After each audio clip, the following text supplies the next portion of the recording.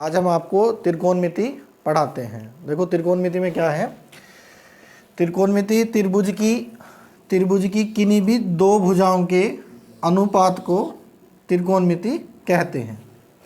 ये हमने एक त्रिभुज बनाया, अगर इसकी कोई भी दो भुजा ली जाए, यानी कि अगर हम ए बी को ए सी से डिवाइड कर दें, ए बी को ए सी से डिवाइड कर दें, तो ये ट्रिग्नोमेट्री का एक रेशो होगा जिसे हम त्रिकोणमिति बोलते हैं। तो हमने लिखा कि त्रिकोणमिति क्या है, त्रिभुज की किन्हीं दो भुजाओं के अनुपात को त्रिकोणमिति कहते हैं, जिन्हें हम इन 6 अक्षरों से प्रदर्शित करते हैं। Sine theta, cos theta, tan theta, cot theta, sec theta, cosec theta से प्रकट करते हैं या प्रदर्शित करते हैं। साइन थीटा निकालने के लिए, हमें कोस थीटा निकालने के लिए या टेन थीटा निकालने के लिए हमें कर्ण, लंब और आधार की जरूरत पड़ती है। तो कर्ण किसे बोलते हैं, समकोण के सामने वाली भुजा को कर्ण कहते हैं। कर्ण किसे बोलते हैं, समकोण के सामने वाली भुजा को कर्ण कहते हैं। लंब, जहाँ पे हमारा कोण हो, कोण के सामने वाली भुजा को लंब कहते हैं। और इन दोनों जब कर्ण और लंब जब दो भुजा हमें पता लग जाएंगे, तो तीसरी भुजा क्या होगी, हमारी आधार। उस आधार को हम बोलते हैं, जो शेष बची हुई भुजा है उसको हम आधार कहते हैं। तो हमें सबसे पहले पता करना कि साइन थीटा कैसे निकालेंगे। तो हम देखेंगे कि साइन थीटा को हमने यहाँ पे लिखा कि लंब बटे कर्ण।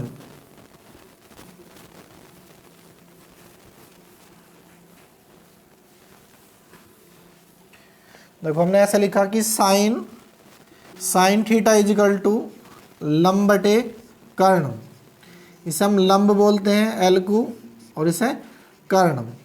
तो हम कहाँ से याद कर लेंगे, हम याद रखेंगे लाल बटे काका।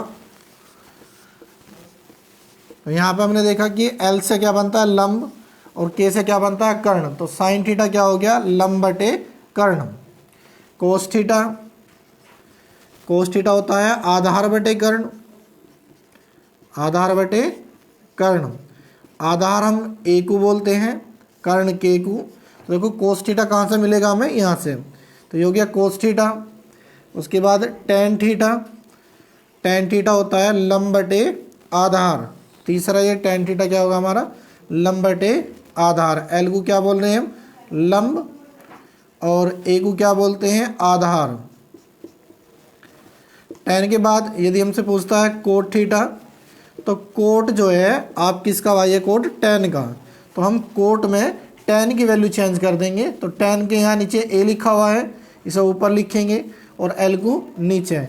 इसका मतलब क्या हुआ, आधार बटे लंब। आप यहाँ भी देख सकते हो इसमें कि आधार बटे लंब वापस देखा जा सकता है। कोट के बाद सेक थीटा क्या होता है हमारा, सेक किसका भाई होता है, कोस का। यानी इस कोस की वैल्यू चेंज कर दो, तो के अपॉन ए, के का मतलब कर्ण हो गया, और ए का मतलब आधार। कोसेक थीटा किसका भाई है, साइन का। तो साइन में क्या है, लंब बटे कर्ण। इसका उल्टा करके लिखो, तो के बटे क्या हो जाएगा, एल। के का मतलब कर्ण, और एल का मतलब क्या हो गया यहाँ पे, लंब। तो हमने देखा कि sine theta, cos theta, tan theta अगर हम याद कर लेते हैं तीनों डिजिट, तो हमारे पास कोट, सेक और कोसेक की वैल्यू ज्ञात हो जाएंगे। अब हम इन पे आधारित प्रश्नों को हल करते हैं। देखो पहला क्वेश्चन क्या है, पहला क्वेश्चन,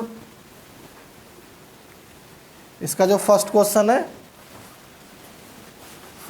है कि साइन थीटा बराबर 3/5, तो कोस थीटा का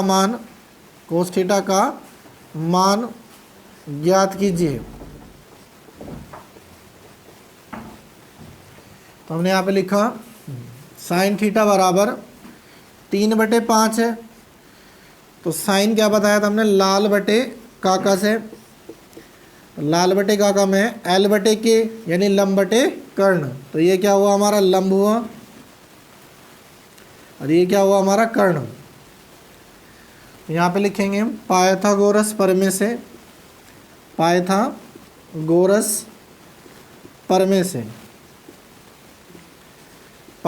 प्रमेय है कि त्रिभुज की किन्हीं एक भुजा का वर्ग शेष दो भुजाओं के वर्गों के योग के बराबर होता है। पाइथागोरस प्रमेय किसमें लागू होती है? पाइथागोरस प्रमेय केवल उसमें लागू होती है जिसके त्रिभुज में एक कोण 90 डिग्री का बना हो। यानी त्रिभुज में एक कोण कैसा होना चाहिए? 90 डिग्री। यानी कैसा त्रिभुज बनेगा? वो समकोण त्रिभुज। समकोण त्रिभुज में ही पाइथागोरस थ्योरम को लागू किया जाता है। पाइथागोरस थ्योरम क्या है कि किसी भी भुजा का वर्ग शेष दो भुजाओं के वर्गों के योग के बराबर होता है, अर्थात कर्ण का वर्ग बराबर लंब का वर्ग प्लस आधार का वर्ग। तो यहाँ पर लिखते हैं कर्ण का वर्ग बराबर लंब का वर्ग प्लस आधार का वर्ग। कर्ण कितना हमारा इसमें 5, तो 5 का स्क्वायर। लंब कितना है हमारा 3, 3 का स्क्वायर प्लस ए स्क्वायर।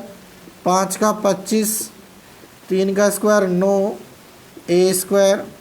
इसे इधर यहाँ के माइनस करेंगे तो हो जाएगा 25 minus 9 equal to a square. 25 में से 9 जाएंगे कितना आएगा? 16 ए स्क्वायर। हम यहाँ पे लिखेंगे कि ए स्क्वायर बराबर 4 का स्क्वायर। तो ए बराबर आ गया हमारा 4। हमसे वैल्यू किसकी पूछी है? कोस थीटा की। हम लिखेंगे कि कोस थीटा क्या हो? आधार बटे कर्ण। कोस थीटा क्या हो? आधार बटे कर्ण। तो आधार कितना है हमारा 4, कर्ण कितना हमारे क्वेश्चन में 5। तो कोस थीटा की वैल्यू होगी हमारी 4/5। नेक्स्ट क्वेश्चन देखो, एक क्वेश्चन लिखते हैं हम कि साइन थीटा बराबर 24/25। यदि हम लिखते हैं कि साइन थीटा बराबर 24/25 तो सेक थीटा का मान ज्ञात कीजिए। सेक थीटा का मान ज्ञात कीजिए। हमने यहाँ पे लिखा कि sine theta is equal to 24/25। Sine क्या होता है? लंब बटे कर्ण। लंब बटे कर्ण। यहाँ पे लिखेंगे हम पाइथागोरस प्रमेय से। पाइथागोरस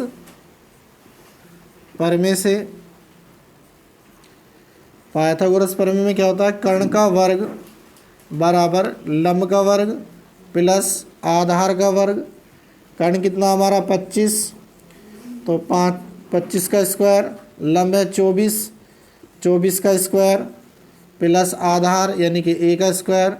25 का स्क्वायर करेंगे 625, 24 का स्क्वायर करेंगे 576 प्लस ए स्क्वायर। 576 इसमें से माइनस करेंगे 625 minus 576 equal to a square. तो यहाँ पे हमारा कितना आएगा? जब 625 में से हम 576 माइनस करेंगे तो 49 ए स्क्वायर। 49 किसका स्क्वायर है? 7 का स्क्वायर।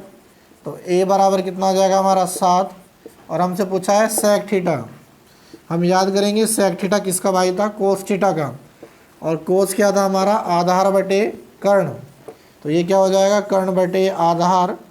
कर्ण कितना हमारा 25, कर्ण कितना है 25 और आधार कितना आया है 7। तो 25/7। इस तरीके से हम जो भी पाइथागोरस थ्योरम पर क्वेश्चन होंगे उन्हें सोल्व कर सकते हैं। नेक्स्ट क्वेश्चन हम पढ़ाते हैं आपको।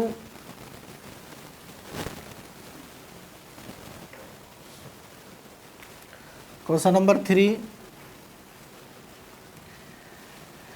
कोस थीटा बराबर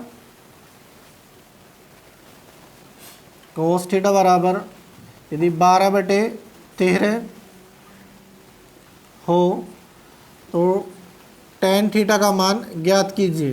टेन थीटा का मान ज्ञात कीजिए। किसका मान ज्ञात करना हमें? टेन थीटा का।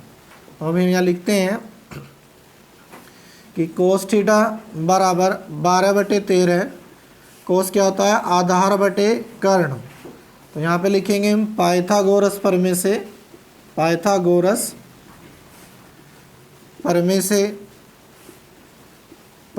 प्रमेय में क्या होता है? कर्ण का वर्ग बराबर लंब का वर्ग प्लस आधार का वर्ग। कर्ण कितना हमारा 13, तो 13 का स्क्वायर बराबर लंब का स्क्वायर प्लस आधार 12 का स्क्वायर। 13 का स्क्वायर करेंगे तो 169 एल स्क्वायर, 12 का स्क्वायर करेंगे 144, 169 माइनस 144 बराबर एल स्क्वायर। 169 में से अगर हम 144 को माइनस करेंगे तो 25 बराबर एल स्क्वायर। तो 25 को हम लिख सकते हैं 5 का स्क्वायर बराबर एल स्क्वायर, एल बराबर 5। हमसे किसकी वैल्यू पूछी है? Tan theta. और टेन थीटा क्या होता है? लंब बटे आधार। लंब कितना है हमारा? 5 और आधार कितना है यहाँ पे हमारा? 12। तो इसका आंसर कितना आ जाएगा? 5/12।